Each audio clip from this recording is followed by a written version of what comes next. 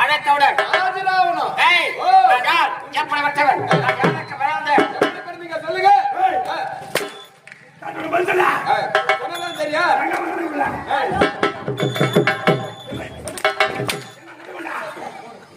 நானா கணக்கு போடுவேன் நீதா கணக்கு போடுவேன் இவன ஒண்ணு பண்ணிடா